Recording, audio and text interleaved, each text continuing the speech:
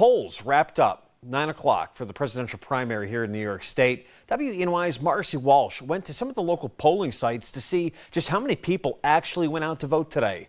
Marcy, what kind of a turnout did poll workers see?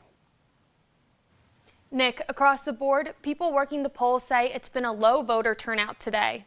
I went to polling sites in Elmira and in Horseheads, and they say they saw less than 50 voters total before 6 o'clock tonight. Today is the lowest I've ever seen it. At the Chemung County Historical Society in downtown Elmira, voter turnout was slim for the primary. People working the polls there said less than 10 people voted in person. Some think it might have been the rainy weather or the choices on the ballot that deterred voters. One woman has been volunteering for over a decade and says this is the lowest voter turnout she's ever seen. Very slow. You know what a sloth is, right? It's that slow, very slow. Over at the Horseheads Village Hall, when there's a vote, it can be quite busy. But today, quite the opposite. They had 31 voters.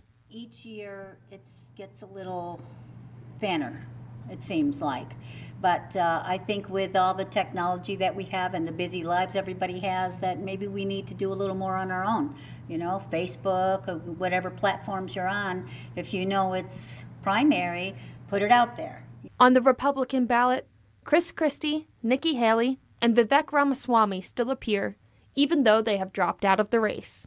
Donald Trump is also on the ballot. On the Democrat ballot, it's Joe Biden, Marianne Williamson, and Dean Phillips. And according to Politico.com, over 400,000 votes have been cast so far. It's expected that the general election will draw more voters in November. More than 8 million New Yorkers voted in the general election in 2020. Nick?